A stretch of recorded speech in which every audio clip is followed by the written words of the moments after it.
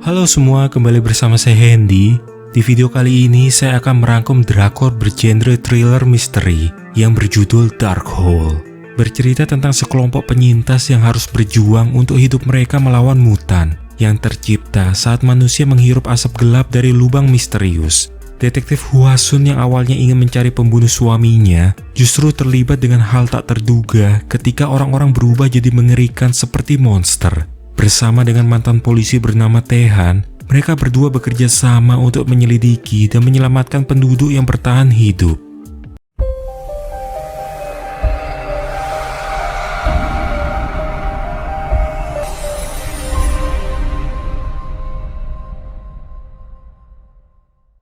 Di tengah kota, seorang detektif wanita bernama Hwasun memacu kendaraannya dengan begitu cepat. Apa yang membuatnya tergesa-gesa dan panik karena di suatu tempat suaminya telah disandra oleh seseorang dan nyawanya pun terancam. Ketika tiba di rumahnya, semua sudah terlambat. Suaminya telah tewas terbunuh dan itulah yang menjadi penyesalan terbesar pada diri Hwasun karena tidak bisa melindungi suaminya. Sementara itu ada suatu berita dari NASA yang mengumumkan bahwa mereka telah mengamati bintik besar di fotosfer matahari. Menurut mereka, ukuran bintik matahari saat ini telah mencapai tingkat kritis dan bahkan baru-baru ini terjadi ledakan tidak biasa yang disebabkan oleh bintik matahari. Saat bintik matahari meledak, partikel energi tinggi bisa menyebabkan kerusakan komunikasi serta kerusakan pada panel surya di satelit dan sistem listrik di bumi. Semenjak suaminya meninggal, Hwasun berusaha keras menemukan pelaku. Namun ia melakukan ini bukan karena ingin balas dendam pribadi, melainkan ia merasa wajib menyelesaikan kasus ini sebagai detektif. Setiap wajah korban selalu ditutup oleh kain putih dan ada mata serta mulut yang digambar menggunakan lipstik. Kemungkinan pelakunya adalah seorang wanita, dan apa yang membuat mereka terbunuh yaitu karena disuntikan suatu obat ke tubuhnya. Di tempat lain, seorang pria yang juga supir truk derek bernama Taehan menerima panggilan kalau ada sebuah mobil yang mengalami kecelakaan dan membutuhkan jasanya. Apa yang terjadi di lokasi benar-benar di luar perkiraannya, di mana wanita yang mengendarai mobil masih terjebak di dalam. Taehan yang ternyata mantan polisi pun bertindak cepat untuk menyelamatkan wanita itu sebelum bahan bakar yang bocor meledakkan mobil tersebut. Walau ia hanya supir truk derek, rasa kemanusiaan yang tinggi membuat Taehan berani mengambil resiko yang bisa saja membahayakan dirinya sendiri. Sedangkan di suatu tempat, ada seorang pria yang seorang diri berjalan menyusuri pegunungan. Ia memutuskan istirahat dan secara tidak sengaja menemukan sebuah batu misterius yang sebenarnya adalah batu meteorit. Tiba-tiba saja dari belakangnya ada tentakel yang langsung menarik pria itu hingga terperosok. Dari dalam batu misterius yang terbelah, muncul asap hitam yang melayang dan merasuki tubuh pria itu. Akibat asap tersebut, ia mengalami halusinasi hebat yang membangkitkan rasa takut dan trauma di masa lalunya. Seketika ia pun berubah menjadi seorang mutan. Hwasun yang baru saja tiba di rumahnya, menerima pesan dari pelaku yang membunuh suaminya. Jika Hwasun ingin menemuinya, maka ia harus datang ke tempat di mana ia dilamar oleh suaminya dulu. Tanpa berpikir panjang, Hwasun memacu kendaraannya menuju ke lokasi. Sepertinya antara pelaku dan Hwasun memiliki suatu keterkaitan. Scene berpindah ke sebuah tempat ritual, yang mana di sana ada seorang dukun yang dipanggil Nyonya Kim. Namun ritualnya itu gagal hingga menyebabkannya terluka. Menurut rumor yang beredar, kekuatan Nyonya Kim tidak sekuat dahulu. Warga yang membayar mahal pun mengajukan protes agar uang mereka dikembalikan. Karena jika tidak, maka mereka akan melaporkannya atas penipuan. Ia sangat berambisi menjadi dukun terkuat, sehingga tidak ada yang bisa merendahkannya. Di tengah hujan deras, Hwasun yang memasuki jalur pegunungan dikejutkan oleh seseorang yang tiba-tiba melintas di tengah jalan. Ia belum mengetahui bahwa pria itu yang sebelumnya dirasuki oleh asap hitam dan pergi begitu saja dari hadapannya. Ketika tiba di lokasi yang ditunjukkan pelaku, Hwasun tidak hanya menemukan ponsel yang sengaja ditinggalkan di sana. Yang jadi masalah, ternyata itu bukan ponsel milik pelaku, melainkan milik seorang perawat bernama Boon di rumah sakit Muji. Setelah Hwasun menemuinya, Boon mengakui kalau sepekan yang lalu memang ada seorang wanita yang meminjam ponselnya. Tapi saat berbicara dengan perawat lain, wanita itu malah menghilang dengan membawa ponselnya. Pelaku memiliki ciri-ciri berambut panjang lurus dan mengenakan gelang merah. Sedangkan Taehan, ia menerima laporan bahwa ada mobil mogok di jalur gunung. Tapi rekannya yang bernama Yongsik tiba-tiba sakit perut dan langsung masuk ke dalam hutan untuk buang air. Di sana, ia malah menemukan batu meteorit. karena rekannya tak kunjung kembali, maka Taehan menyusulnya. Ia melihat ada hal aneh yang terjadi pada Yongsik, seperti matanya yang berubah menjadi hitam sepenuhnya. Ia hanya meminta Taehan menjauh darinya. Namun Yongsik yang tidak bisa mengendalikan tubuhnya sendiri, tiba-tiba menyerang Taehan. Karena tidak ada pilihan lain, maka Taehan melumpuhkannya. Ia pun membawa Yongsik ke rumah sakit. Apa yang terjadi padanya sama persis dengan pria sebelumnya. Ia mengalami halusinasi dan kejang akibat pengaruh asap hitam yang memicu rasa takut dan trauma dalam dirinya. Yongsik yang memberontak berusaha melarikan diri. Ternyata kejadian ini di rumah sakit yang sama dengan tempat Hwasun berada saat ini. Keduanya mengikuti Yongsik hingga menuju ke tengah hutan pegunungan. Bersamaan dengan itu, Dukun Kim juga mendengar suara-suara yang memanggilnya dari arah pegunungan, kemudian menuju ke sana. Setelah mencari, apa yang Hwasun temukan sungguh membuatnya terkejut. Ada sebuah lubang berukuran besar dan diselimuti oleh asap yang begitu gelap. Secara perlahan, asap itu masuk ke dalam tubuh Hwasun. Ia mulai berhalusinasi kalau saat ini melihat pelaku pembunuhan suaminya. Hwasun jadi lepas kendali. Pada kenyataannya, pistolnya justru mengarah pada Taehan yang ada di hadapannya. Pengaruh asap hitam telah menyebabkan halusinasi yang berasal dari dendam di dalam pikirannya. Yang tak disangka, bayangan suaminya tiba-tiba muncul di sampingnya. Ingatan akan kebaikan suaminya lebih kuat melawan amarah dan dendam pada diri Hwasun yang dipicu oleh asap hitam, sehingga ia tidak sepenuhnya menjadi mutan. Hwasun pingsan dan dibawa oleh Taehan. Sementara Nyonya Kim yang menyaksikan mereka memanfaatkan kekuatan asap hitam untuk merubah dirinya menjadi mutan. Setelah beberapa waktu, Hwasun pun tersadar. Namun ia tidak mengingat kejadian di gunung yang bahkan hampir membuat Taehan terbunuh. Taehan sangat penasaran dengan keanehan pada mata Yongsik dan Hwasun yang tiba-tiba berubah menjadi hitam. Karena itulah, secara bersama-sama mereka akan pergi menyelidikinya. Di SMA Muji, Guru Choi menyapa siswinya yang bernama Dongrim. Pandangannya justru terfokus pada lutut Dongrim yang tampak terluka. Sebenarnya Dongrim sering dibully oleh teman-teman sekelasnya, terutama oleh mantan siswa bernama Jinsuk. Tapi Jinsuk telah dikeluarkan dari sekolah akibat ulahnya pada Dongrim. Karena inilah yang membuatnya semakin ingin menyiksa Dongrim. Bersama gengnya, mereka membawa Dongrim ke area pegunungan yang dekat dengan lubang misterius. Niatnya dengan mengikat ponsel Dongrim pada garis polisi, mereka ingin melihat bagian dalam lubang. Namun tiba-tiba saja ada yang menarik garis polisi tersebut hingga terputus. Mereka justru memaksa Dongrim masuk ke dalam lubang untuk mengambil ponselnya. Tanpa ada satupun yang menyadari bahaya tempat itu, asap hitam kembali masuk ke dalam tubuh salah seorang siswi. Secara agresif, dia menyerang temannya sendiri hingga ingin membunuhnya. Satu persatu dari mereka dipengaruhi oleh asap hitam dan terjun ke dalam lubang tersebut. Tak terkecuali Dongrim yang diburu dan juga Jinsuk yang berusaha kabur dari tempat itu. Ketika malam tiba, asap hitam mulai menyerang dan merasuki tubuh dari setiap warga kota Muji. Kepanikan dan kekacauan pun tak terhindarkan. Termasuk di rumah sakit yang kedatangan banyak pasien dengan gejala aneh dan serupa.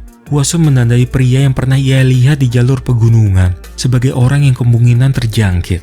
Pria itu menyerang setiap orang di hadapannya sehingga Hwasun mencoba menghentikannya. Tapi tubuhnya yang telah menjadi mutan membuat kekuatan pria itu di atas manusia normal. Ternyata bukan hanya matanya yang berwarna hitam, melainkan darahnya juga berubah jadi hitam.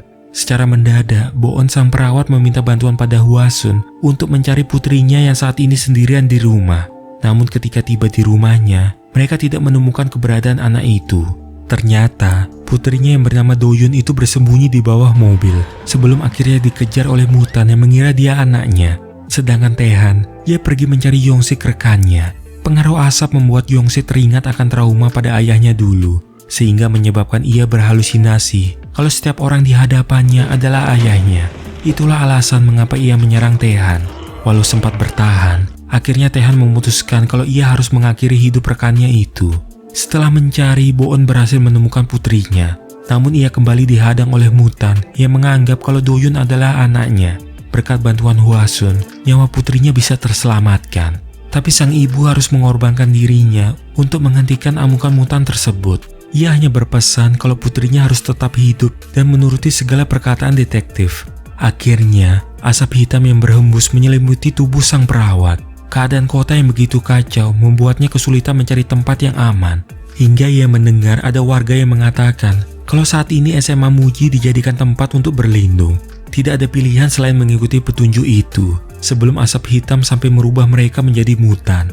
Sedangkan Taehan memilih menuju rumah sakit, tapi di perjalanan ia dihadang oleh mutan yang mengincar nyawa dari setiap orang yang melintasi jalur tersebut. Setelah bertarung dan membunuh mutan itu, ia diizinkan masuk. Pada malam sebelumnya, Taehan sudah berpesan pada Dr. Jisoo untuk menutup segala akses dari asap yang akan membuat tempat itu aman dijadikan tempat berlindung.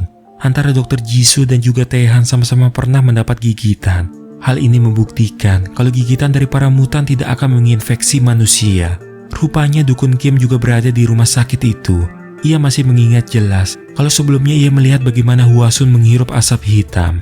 Sementara Hwasun bersama Do-yoon, mereka memasuki area halaman SMA Muji.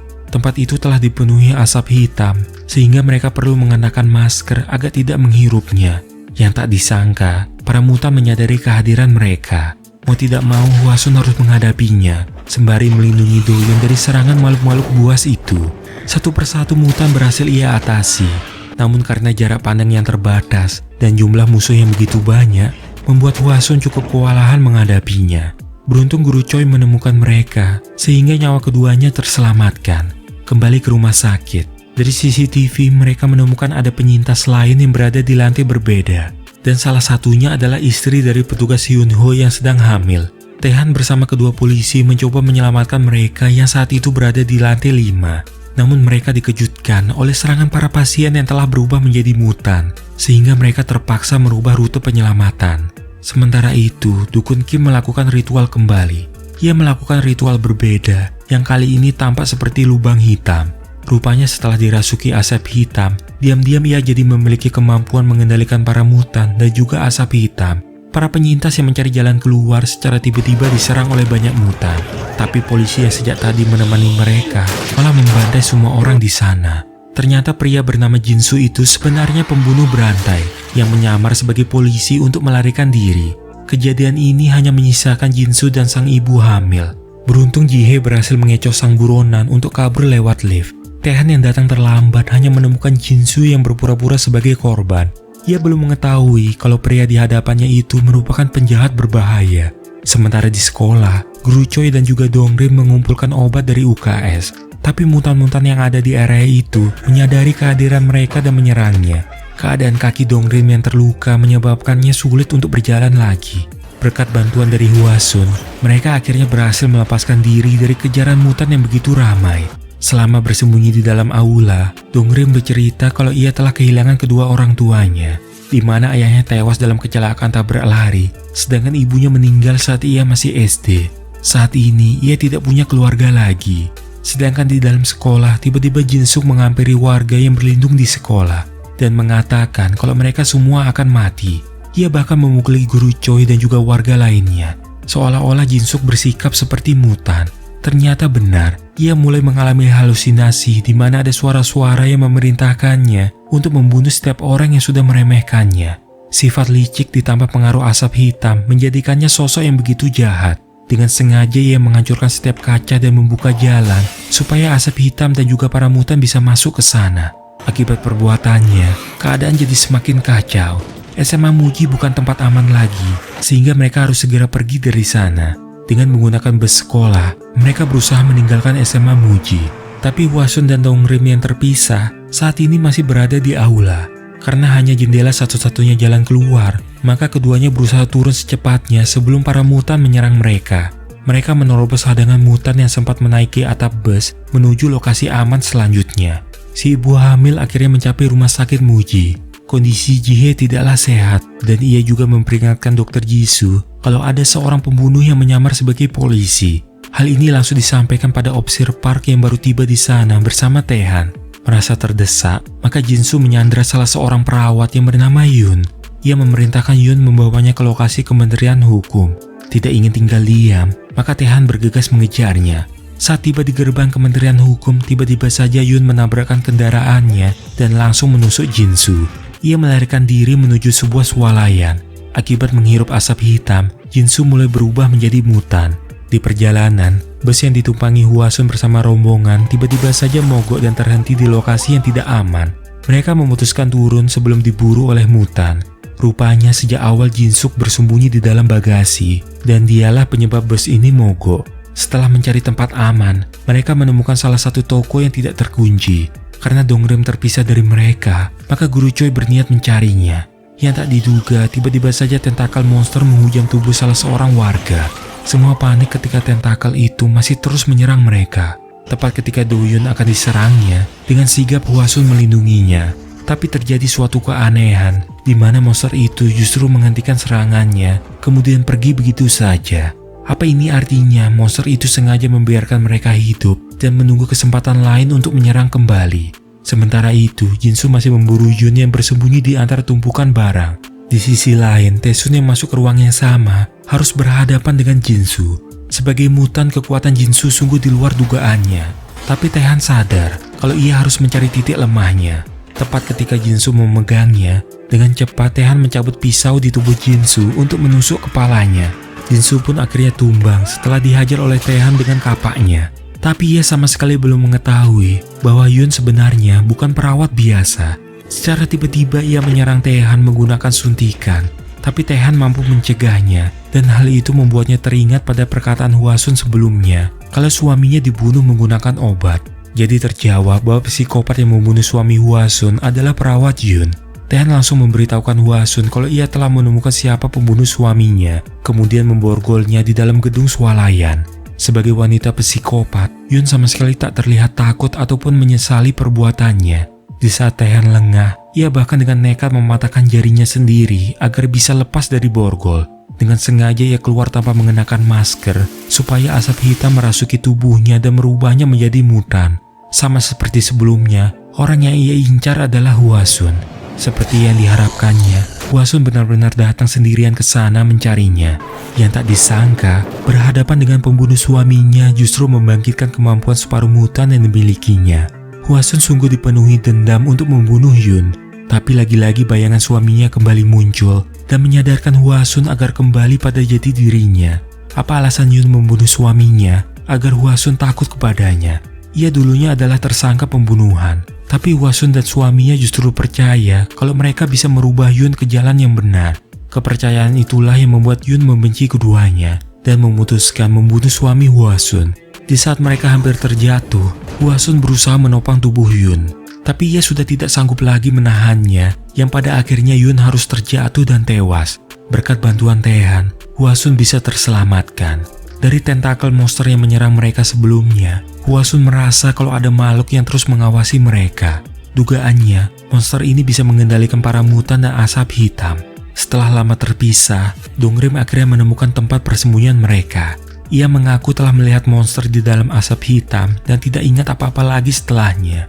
Bagaimana cara Dongrim bisa selamat masih jadi pertanyaan dalam benak mereka. Saat manusia menghirup asap hitam, maka ia akan melihat hal yang paling ditakutinya. Rasa takut itu menyebabkan beberapa orang bunuh diri dan sebagian lagi membunuh karena amarah. Hal itulah yang dilakukan para mutan. Dan apa yang menyebabkan Hwasun tidak berubah jadi mutan, yaitu karena ada banyak orang yang mendukung dan berharap banyak padanya. Di antaranya Do-yun, Guru Choi, Taehan, dan juga suaminya. Inilah yang memberinya kekuatan untuk melawan rasa takut dan amarah di dalam dirinya. Hwasun mengatakan pada Dongrim kalau ia akan membantunya dan berharap Dongrim mau berusaha tidak berubah menjadi mutan jika seandainya ia sampai menghirup asap hitam. Memiliki mata seorang mutan membuat Hwasun dapat terhubung dengan mutan lainnya. Dari apa yang dilihatnya, ada dukut yang melumuri dahi polisi dengan darah. Mendengar itu, Taehan langsung tahu kalau orang yang dimaksud adalah Dukun Kim dan Opsir Park. Oleh karena itu, Taehan berencana kembali ke rumah sakit demi menghentikan kekacauan di sana. Guru Choi yang berpatroli secara tidak sengaja menemukan Dongrim yang pingsan. Rupanya semua ini adalah perbuatan Jinsuk yang sejak awal mengikuti mereka. Guru Choi terkejut melihat Jinsuk yang dikiranya sudah mati. Dengan memberitahu yang lainnya akan adanya bahaya, mereka mencoba meninggalkan swalayan yang sudah tidak aman lagi. Hwasun yang tidak ingin ada korban lagi berusaha menghadapi Jinsuk yang semakin agresif. Setelah pertarungan yang cukup sengit, ia berhasil mengakhiri hidup Jinsuk. Seorang diri, Hwasun bahkan sanggup menghadapi begitu banyak mutan yang berniat menyerang para penyintas. Untuk kesekian kalinya mereka harus pindah ke tempat aman terdekat, yaitu rumah sakit Muji sekaligus menyusul Taehan. Sementara Taehan yang tiba di lokasi mendapati area rumah sakit yang tampak lebih sunyi. Di pintu masuk ia harus mengatasi para mutan yang menghadangnya. Ia berniat menuju ruangan di mana Opsir Park disekap. Tapi tiba-tiba salah seorang pengikut Nyonya Kim memukulnya hingga pingsan. Hampir semua penyintas di rumah sakit telah menjadi pengikut sang dukun. Bagi siapa yang menentangnya akan merasakan hukuman. Mereka melepas Taehan bersama kedua polisi di antara para mutan di lantai paling atas dan harus bertahan hidup. Bersamaan dengan itu, Hwasun dan yang lainnya juga telah tiba di rumah sakit Muji. Secara mendadak, Hwasun mendapat penglihatan kembali kalau Taehan sedang dalam bahaya. Di saat mereka terdesak, tiba-tiba Hwasun datang menolongnya. Ia membakar dan menghabisi para mutan di hadapannya. Nyonya Kim yang menghampiri mereka justru berubah pikiran dan tidak ingin pengikutnya menangkap Hwasun dan penyintas lainnya. Namun Hwasun merasa kalau Nyonya Kim punya motif tersembunyi yang kemungkinan telah dikendalikan oleh monster itu. Saat keadaan mulai tenang, monster tentakel justru melakukan serangan kembali. Ia menyerang korbannya lewat ventilasi udara dan kehadirannya dapat dirasakan juga oleh Hwasun. Anehnya, monster itu muncul dimanapun Hwasun berada. Tentunya ini bukan suatu kebetulan apabila monster itu terus mengawasinya dan tidak menutup kemungkinan bahwa monster itu bersembunyi di dalam tubuh seseorang di antara mereka. Artinya, mungkin saja salah seorang penyintas dari sekolah adalah inang monster. Di hadapan semuanya, Hwasun akhirnya mengungkapkan rahasianya kalau dia adalah orang yang telah menghirup asap hitam dan dapat mengendalikannya. Secara diam-diam, Dr. Jisoo ternyata melakukan penelitian dan eksperimen untuk menemukan vaksin yang dapat mengatasi pengaruh asap hitam. Setelah mengetahui bahwa Hwasun memiliki penglihatan mutan, dengan sengaja ia menjebaknya. Ia mengungkap fakta bahwa setiap kali ada virus baru, mereka mendapatkan vaksin tidak mungkin tanpa pengorbanan. Karena itu, Dr. Jisoo ingin menjadikan Hwasun sebagai bahan eksperimen demi menemukan sumber obat. Beruntung Taehan datang tepat waktu menyelamatkannya. Dan bersamaan dengan itu, dari arah ventilasi tentakel monster juga menghujam tubuh Dr. Jisoo. Taehan yang berhasil menghindari serangan monster itu malah mengakibatkan tentakelnya menembus tabung liquid nitrogen yang seketika membuatnya beku. Akhirnya, mereka mengetahui apa yang menjadi kelemahan monster itu. Oleh karena itu, mereka harus mencari nitrogen cair lainnya untuk menghadapinya. Malamnya, Hwasun memergoki Dongrim yang sedang mencari obat. Ia beralasan kalau hendak mengganti plesternya. Padahal, obat yang ia cari adalah krim untuk luka bakar. Akhirnya terjawab bahwa monster tentakel yang menyerang mereka selama ini berada di tubuh Dongrim. Akibat suhu nitrogen cair yang sangat rendah, menyebabkan kulitnya terbakar ketika menyentuhnya. Selain Hwasun, ternyata Guru Choi juga mencurigai Dongrim. Hal ini karena sebelumnya ia sering terpisah dan tidak pernah ada sewaktu monster itu menyerang. Ia mengikuti Dongrim ke suatu tempat di mana secara tiba-tiba ia diserang oleh mutan yang merupakan salah seorang guru di SMA Muji. Tanpa ragu ia pun menghabisinya. Rupanya yang mengendalikan mutan itu adalah Dongrim.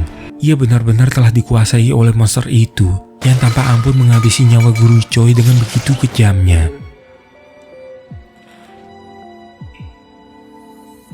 Hwasun dan Taehan pun menemukan jasad Guru Choi, di mana ada buku catatan milik Dongrim yang tertinggal di sana. Dari buku itulah Hwasun mengetahui kalau selama ini Dongrim sudah menderita. Ia kehilangan orang tuanya dan selalu dibully di sekolah.